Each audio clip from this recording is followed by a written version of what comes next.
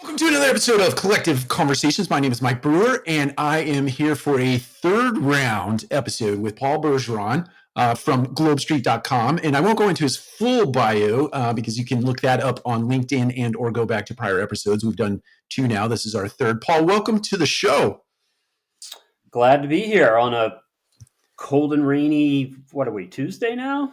Yeah, summer is over. I hate to say it, and fall. Officially, I would say I'm in Atlanta, and it is probably 45 degrees outside, overcast and raining right now. I don't know if this works for you or the people in the audience, but, I have deadlines every day I usually try to get my stuff in by 6 o'clock because I do daily stories.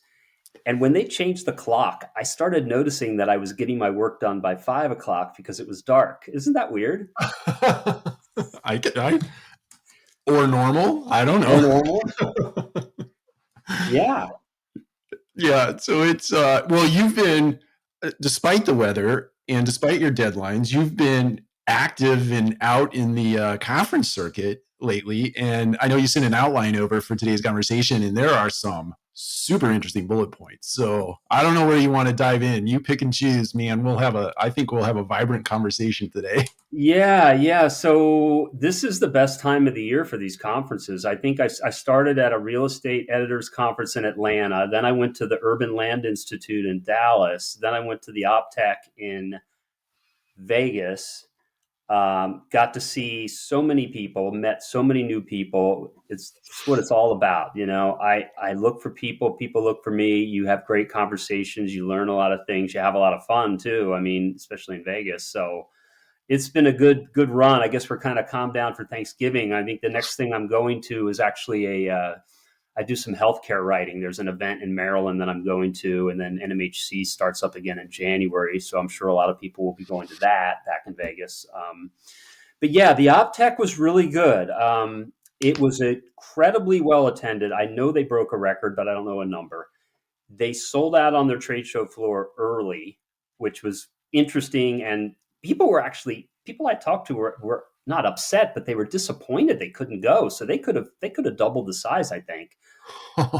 Yeah. And I noticed, because I've been to a lot of these shows, to all these vendors out there, they really took care of the exhibitors. They had lots of hours, lots of good hours, lots of energy, lots of focus on them, not necessarily on panels, but you could just feel the exhibitors in a good way, not in an overbearing way, but in a good way.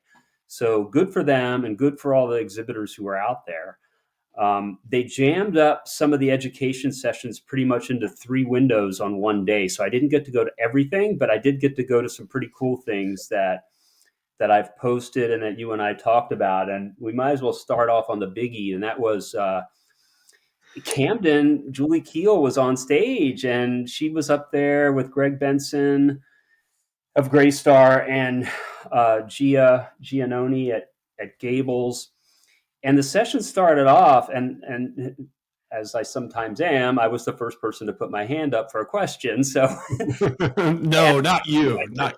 Yeah, I said, is this a marketing session or an operations section? Because I had a marketing question, or I had an operations question, and they go, no, it's a marketing session. So I asked something about centralized leasing or something, and every question after that was about operations from the crowd. So I kind of laughed.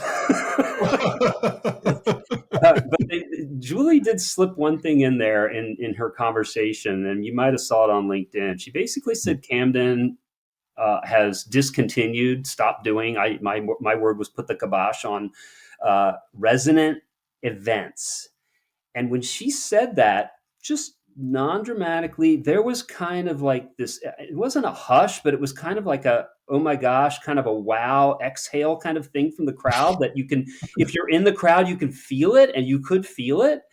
And I'm like, whoa. So we moved on through the session. And afterwards I went up to her and I said, hey, that's pretty interesting. What's going on? And she says, oh, we did that months ago. Because during COVID, they stopped, and they just never really started, because they said they were somewhat difficult to do, cost money, and nobody came. Her quote was, we have a 500 unit property and 15 people showed up.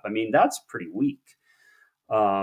So they just stopped doing it. And Camden, as you know, they like to stick their head out and do stuff. They've got a lot of guts on their management. And you were telling me you kind of agree with that strategy. Yeah, that's right. Because they were the first to do away with the whole package thing, right? UPS has to deliver somewhere else, not here. We're not taking all these packages in our offices anymore. Yeah. Which And which I somehow they're still afloat. Yeah, which I thought was a pretty bold move at the time because I've had this opinion that at some point the apartment industry should come together and go to UPS as a group and say, hey, we want to be paid back for all this sort of default labor that you've put to your use over the years, right? All of our leasing consultants, assistant managers who are tasked with that kind of last few feet of delivery, right? We're not getting comped for that.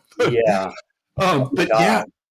I do the resident parties. I think it's an interesting thing, and the reason I like it is that, and I make the same argument about amenities, although there are lots of counter arguments to what I'm about to say. But like 10% of the population or less take advantage of the amenities, be it the gym, be it the pool, be it whatever it is, the maker room, the dog wash, the et cetera, et cetera, et cetera. Um, and I think the same is true for resident events. And I do agree with Julie, correct? It was Julie Julie that said, Teal, yeah, she was one that said it. She's I like do agree VP with of her. marketing, I think. Got it. Yeah, it is a lot of effort that in my mind takes away from basic customer service and leasing and sales, right? Anything that you do that is a distraction from those two sort of staples of making a property run, to me and I don't know that you get the return on investment for putting the food together, putting the time together, bringing in the vendor, do whatever you do to put those events on for that low level of participation. And I don't know what kind of event you can put together to get high level participation, right? Yeah, I mean, during COVID, it was a little different because people were trapped in their room in their apartments. That's a Right. little bit different, and you could do some things.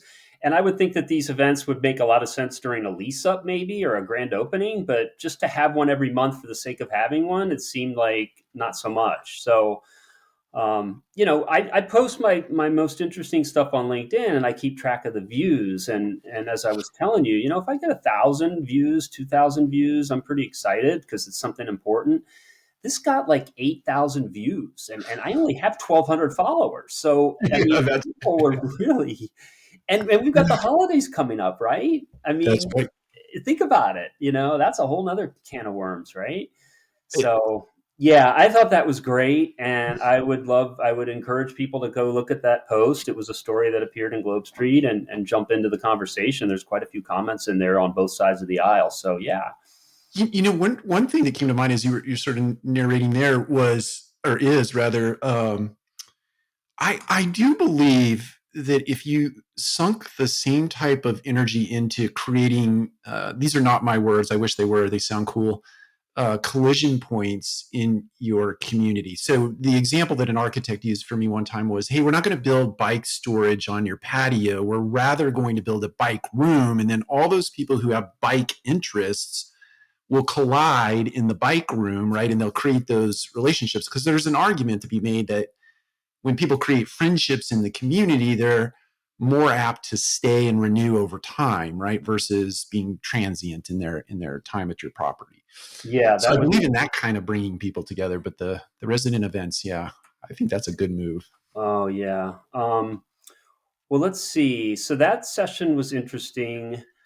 Another one I went to talked about hiring and culture and employee things, and it was pretty good. And there was a woman up there named Melody King from BH Management who I had never seen speak and never really met.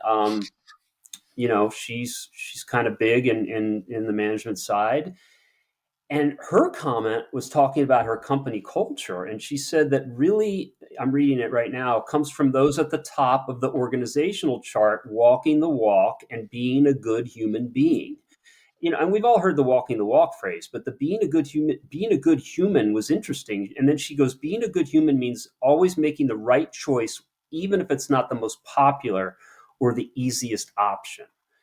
And boy, can't we all learn from that? I mean, but there's Melody, and she said it, and I posted it up on LinkedIn, and my God, people were just like you. They were applauding, they were, liking, all that kind of good stuff. So there you go for the management side of people.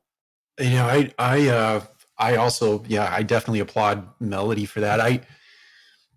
Many, many, many years ago, I hate to admit how long I've been doing this business, but I read Peter Drucker's work, and in Peter Drucker's work, he basically says, I'm paraphrasing, that the kind of the institutions or organizations are set in place to serve the people that serve it. And to the extent that the organization serves the people really well, then the byproduct of that is that the consumer gets served really well, the business partners get served really well, and then the investors win. Everybody wins. All the constituents win, right? But it starts with, to Melanie's point, being a good human in an organization with the purpose of serving the people that serve others, right? And if you can take that sort of servant's mentality, which I think, who knows, we could really get off the rails here as it relates to politics, but in social media and how there's a divide in the world now, and it's almost like we're pitted against each other instead of trying to find right answers.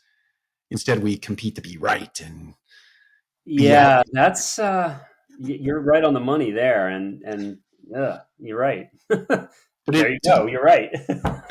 the point, right? Like, it's to be a good human these days, and it's not a discount to anyone, certainly, or a criticism of anyone specifically or directly. But being a good human today is hard work Right, because you're right. you're just getting hit a Yeah, lot, and and you all have day, to. every day, right? So, That's right. um, yeah, it's interesting. That session had a lot of great things in it.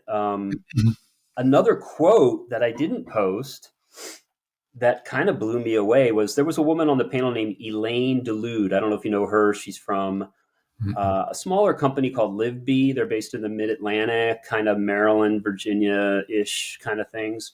And I've known her for a while, and she was talking about culture and employees and supervisors, and she told us at the session that her son, who I'm going to guess is a teenager, once was talking about getting his first job or getting a job.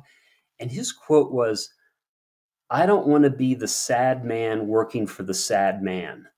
So isn't that great? Think about that. Think about liking what you do. Think about having people with you that also like it, and you have good camaraderie, and you have production and performance, and you have a boss that's into it. What a great quote. Gosh, it's I don't want to be the sad man working for the sad man. I, there's so much truth in that, and it's you. This is not. I think I can share this remark with you. I'm probably older than you are, but it's like it's not our father's world anymore. Is that what, where you go to work for one company and you're sort of a cog in a wheel, and you sort of fall into that grave, that the rut, rather, which is a Yeah, grave with the ends kicked out. But it it's not that way today. The youth in our world today don't look at work the same way that we did, or our fathers did, or our grandfathers did. Not by any stretch. yeah. Well, I'll just share one real quick thing on my dad. He loved his job, and he told me that if you don't love your job, you need to change. And I've loved my job. I mean, I've been working professionally for what, I don't even know, 40 years, 35 years or something. I can think of about a couple of months stretch at a couple of jobs that I didn't like and I left. But for the most part, all those other years, I couldn't wait to do my job. Yeah, Couldn't get up in the morning and like run to that place, right? Yeah. do it, just do it. Yeah. So good for my dad. And it's funny you mentioned social media a second ago, because when I was sitting there at that session with Julie Keel, it popped into my head that I'd been at this conference for about a day and a half, and I'd been to several sessions and talked to a bunch of people, and nobody was talking about social media. And I thought to myself, this might be the first conference I've been to in 10 years where there weren't sessions about social media and sessions about why you need to do this and the newest, greatest thing. And it was kind of interesting that it dawned on me that way. And after the conference, I asked the people at NMHC, hey, kind of funny. I didn't see anything about social media. And they gave me a pretty good answer. They said that they felt like the industry has figured it out now. And therefore, there wasn't necessarily a huge what is it? Desire to learn more about social media tricks. So it's funny, you think about things on the conference circuit that you go to and read about, and social media was always in the top three. I mean, Oh, oh yeah. my God, whether it's reviews, posts, engagement, you name it. So are we past that? I don't know, but I'll tell you what we're not past. We're not past centralized leasing and AI. That's that's the new thing that is all over these conferences. Yeah, that it's interesting about social media. I'm wondering if that's still going to hold true um, with the changes that Apple has made and has certainly been part of the catalyst that has really drained Facebook and to some extent Google and others, right? And I Mm-hmm. wonder if that's going to change that. And I also heard a podcast recently. I think it was Digital's podcast, speaking of the idea that it's becoming a bigger and more competitive space for keywords and social media marketing and SEO and SEM, et cetera. So that's interesting. But yes, centralized. I'm interested to hear what you heard about centralized in leasing and other efforts on the site level. Yeah, so it seems like when you go to these conferences now, if every session does its best job to include the word AI either in the title or the description, because they feel like that's going to get people to come to their session. And yeah, Right. that does probably work. And centralized leasing is not necessarily AI, so let's do centralized leasing first. And there were sessions about that and automation and things like that. But it was mostly one of those things where it's for companies in a certain circumstance. They have to have X number of units in X geographic area so that the team can work together collectively on a certain market and share information about neighboring properties and all that kind of stuff. That's kind of what we've been hearing a lot about. And then in the last couple of months, I'm starting to hear about how centralized leasing is beneficial for maintenance, which to me makes perfect sense because if you can get your maintenance people working together on things like turns and having a team that does that all in a geographic area, that it's just kind of a redistribution of tasks, I guess. I don't know, but you can call it centralized if you want. But that seems to be the offshoot of central. It was centralized leasing for like the leasing office. Well, now it's kind of spread over to operations a little bit more, which is kind of cool. Yeah, and I think it's interesting. I've had this thought process for some bit of time, and I'm sure it's born out of others' processes and systems and things I've read. So not my novel thoughts, but there's sort of this progression of centralization that started with assistant managers, and then or the assistant manager duties like move-ins, move-outs, collections, things of that, renewals, and so on and so forth. And then there was the centralization of leasing, and then it seemed natural that the next step, right, would be the service side of the business in some way, shape, or form. And we could get into a long conversation about distribution of labor as it relates to AI and how somebody described to me at one time as a guy who worked at Modally, or he does work at Modally, distribution of so sophisticated that you could actually, if you had a pod set up to your kind of lead point, it works for these properties that are close by. But AI being so sophisticated that it would tap into like Google Maps and it would tell you that George is closer than Adam, but George is going to get there faster because traffic is all tied up and gnarly, right? But the AI orchestrates that whole labor distribution piece and gets people where they need to be Okay. swifter. But it's all Okay. centralized in a Yeah, I mean, when you say pods, that's the word people are using now. I know that's kind of a Camden word, but I think it's kind of spreading as well. They said they work in pods of, I heard two different numbers. I heard between 800 and 1,500 units for a given pod. eight, eight. So 800 that to would, 1,200, maybe somewhere in that range. I'll let them answer it. It's like four to six properties plus minus something like that. Yeah, and the ratio that Christie gave was something like, okay, well, we all do the 1 per 100 units staffing. She said they've gotten theirs down. I don't know how they figured it out, but to 0.88 per 100. So that's 12 basis points lower, which saves them money, and they're a REIT, and all that kind of stuff. But that's interesting. Where's she from? I missed that part. Camden, Christy Simonette from Camden. She was a speaker and obviously an attendee at the conference and a good friend of mine. So listen to this. I don't know if you've read this or not. I threw away the part of the article that I didn't need. So to that point, I think to that point, or partially to that point, UDR had no on-site personnel for 25 of its 175 active properties at the end of Q3 and expects to transition 10 more properties to virtual management in the next 12 months. UDR Senior Vice President of Operations Mike Lacey said on the Q3 earnings call. I was reading an earnings report. That's what it was. Wow. 25 of their 175 properties have no on-site staff. Wow. That sounds like a good headline to put on LinkedIn. Yes, it does. And UDR spoke at that session with Christy, but I didn't go to it, so I didn't get all the notes. I was like I said, I could only be at one place at one time. So, yeah, I'm sure this will continue to come up. And UDR is right there. They might even be ahead of Camden when it comes to some of this techie stuff. They're the ones that were all into the virtual touring before they even had to be, but they just opted to do it, right? So, well, what I was at during that was an AI session that had Amy Weisberger from Morgan Properties. It had a technology, I can't remember his name, from Lend Lease, who used to work at RealPage. And then they had Stephanie Furman. You might know her. She's been at several places. She's at Entrada now. And they were all talking about AI and automation. And Amy was the operational practitioner on the panel, which to me is always the more interesting person because she's talking about what's actually going on.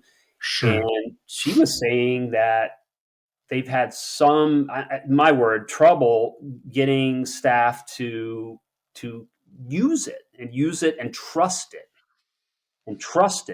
and you've got your I've always done it this way, you've got your I don't believe this, you've got all these skeptics. And she said the key was to just keep training them and keep bringing it up. I thought that was really interesting. And lo and behold, a couple of days ago in the Wall Street Journal, they had a special section on technology, and there was a good long article about this exact thing where companies and employees, they have to be, it was basically a story was how to convince your employees that AI is legit. I mean, talk about a great story angle.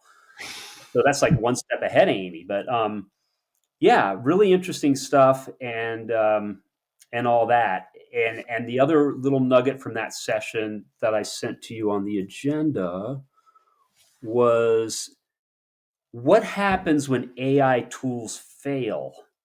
Because sometimes they will give the wrong information based on what's it called? Data input might be biased, unintentional bias, I think is the word. Yeah.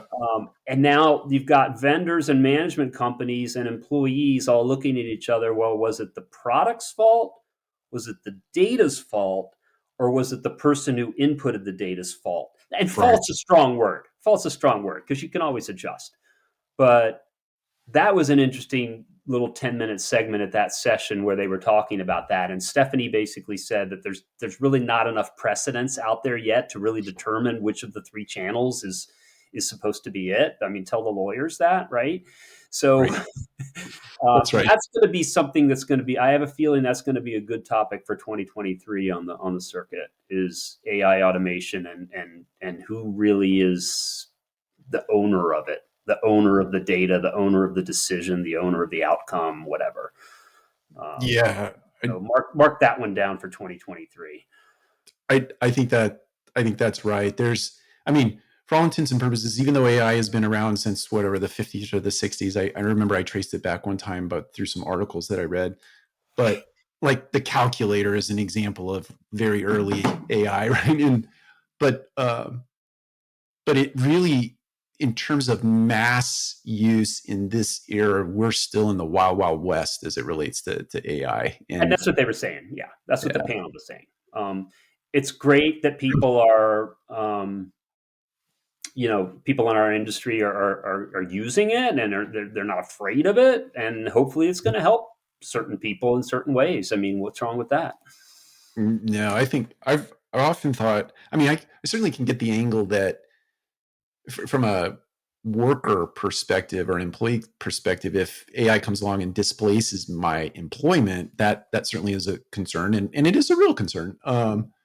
But I've often thought about AI as uh, helping, right? Yeah. Not, yeah, it's not there to displace your job. It's there to help you do your job more efficiently or effectively. Well, the gentleman from Lend Lease called it not artificial intelligence, but augmented intelligence, that it was there to help. Yeah. So Yeah. that was another good buzzword I got out of that session. So yeah, I think everyone realizes that. If they don't, then they just are uninformed. Um, so we'll hope for the best. We'll hope this leads somewhere. And speaking of automation and things, I don't know if I put this on the list for you, but there was another thing in the Wall Street Journal, I think yesterday, about smart home technology. Okay, so that was another buzz topic from the last 2 to 4 years ago, right? Everybody had Right. to talk about it. And there was somebody who talked about the adjustable thermostat that you can control from your phone or whatever you do, smart thermostats. And they said that they're not working, they're not saving energy, and they're not saving money. I'm like, oh, that's interesting. That's kind of an Huh. interesting statement. They said the reason they aren't is because the residents aren't using them properly. The residents are overriding, or should I say, by residents, I don't mean apartment residents, whoever the person in the home is, whether it's a homeowner or a resident. They're overriding the programs, and therefore uh, maybe the smart home technology is not as great as some people will say. It might be convenient, but I don't know how much money it's saving. That's something you got to take with a grain of salt. Which led me to the one thing they did bring up at OpTech, which was the water leak detection part of smart homes. And Mhm. that's legit because you're Yeah, saving water and saving money. I mean, it's telling you to turn the damn thing off, that's right. not are you too hot or are you too cold. So I thought that was kind of cool. Yeah, I think that's right. It makes me laugh. I put I can't remember which type of thermostat it was into my house, and 3 months in, my wife made me take it out because it for the very reason that she got tired of overriding the temperature setting. There you go. That's exactly what the story was about. I think it was yesterday's Wall Street Journal. If anyone has it sitting around. Um, all right, what else do we have on this thing? Oh, I talked about. I thought this was kind of cool. I talked a lot about the conference being really favorable to exhibitors and things like that. Right. But I also heard from few people there on both sides of the aisle saying that they were tired of properties having to be piloted to death on all these new technologies. So maybe the vendors were probably saying that. They're like, here's our great product. It's unbelievable. Wait do you see. And then someone like you or some operator will say, well, let's do a pilot at one property.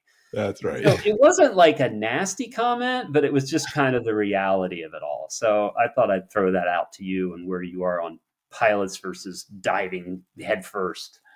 When we were 25,000 units and spread across, various investor bases, we always did a pilot. It just seemed to make the most sense that you wouldn't It roll out does. 20. Right. But now we're 5,000 units plus or minus, and it's easier for us to take the time to vet the product in to include calling friends around the industry to talk to them. I have a friend in Canada that I call often to say, hey, I know you're using this. What's your experience with it? Can I talk to your tech guys? Can I talk to your operations people? Can I talk to whoever? And so we have more time to do that as a smaller shop. So it's easier for us to roll things not on pilot basis, but rather on full blown initiatives. But I could see a bigger company, and especially where you're working for a lot of third party owners, it's just not that easy. Right. Like I said, I think it was just somebody getting it off their chest more than Yeah, actually being uh, not being understanding of what the process was. So, that makes sense. um, yeah, let's see. Oh, wow, I've done pretty well on my agenda here. I got one more thing left. Marketing your property. So I was talking to somebody, and I have a feeling that people out there can probably guess who he was. Talking about how residents are your best marketing voice and marketing tool. And I there was a keynote speaker there who was basically the guy that was the keynote there was the guy that invented or sold what are those things called, Beats headphones, Oh, that you yeah, wear, that yeah, kind of thing. And how the entire marketing campaign that they put forth on that product was based on showing people using them, LeBron James, Michael Phelps, famous celebrities. And that's basically what got those headphones to be so popular. right, So this person asked me, they said, the apartment industry needs to understand that their residents can be their best marketing voice, not a campaign, not a logo, not a amenity list or anything like that. So if you haven't guessed who that person was that said it yet, but it uh, sounds like something Mike Whaling would say, but well, he kind of actually the person I was talking to said that Mike Whaling said that in some way. But the person I'm talking about, we know Zach at Rent Grata. oh yeah, yeah, You might yeah, be familiar with Rent Grata, and he yep, was not trying to sell me or sell it. He just because he's been around a long time and he knows what's that's right. going on, and he's just saying, I don't understand why more apartment companies don't have their residents do more of the marketing, because that's his product. We all know, but Sure. it reminded me of, as a reporter. So I've done a lot of writing on a lot of things with a lot of people, and I find that whenever a vendor, an exhibitor, service provider asks me to do work, I will only do it if they give me customers to talk to. I don't want to hear from them. Right. And then the story turns out much better. It's much more appreciative. It's much more newsworthy. So I think the industry is doing a pretty good job at this. I really do. But I just kind of wanted to get your take on, do your residents play any role other than online reviews in promoting your communities or your brand of communities, even? Yeah, so I can't speak to specific instances. So I'm gonna sort of generalize here in my remarks. I What we have been very intentional about is creating Instagrammable moments, right? Or TikTok moments. Or so one good example is we put murals where they're appropriate and tasteful. We'll put murals in our parking garages, or we have a high rise in downtown Atlanta. And we have a wall that actually faces Google's new office in Midtown. And so we intend to paint a mural up there. My idea was to put some kind of crazy equation on there that got you a rent discount if you solved it. Maybe it flashed a different equation every month, but Yeah. it but it is an opportunity for people who live in the community to take a picture. Now, you've probably seen that famous Nashville one with the big angel wings that people stand and it looks like they have giant wings. So creating moments like that where our current resident base can take a picture with friends and then tag us in the post, right? Doing stuff like that. But let's bring this back to the very thing you led with, right? When you give up a resident event, are you giving up an opportunity for your resident to market the fact that my community is so cool because they feed me once a month? Right. Right. Or have a pet contest. So Right. like I said at the beginning of the show here, I'm not saying it's the best thing to do. I'm just saying that's what they said, and you got to vet it out, and you know, let's just let another day go by and see where it takes us. Right? That's what we got to do. That's you know what I applaud most, and I just love the people in this industry that are big and bold and just, you know what, we're doing it and let's see Right. what happens. And if it doesn't work out, we can go back to that thing we were doing, right? But if it does work out, then hey, we're all the better for it. And we started a trend in the industry. Yeah.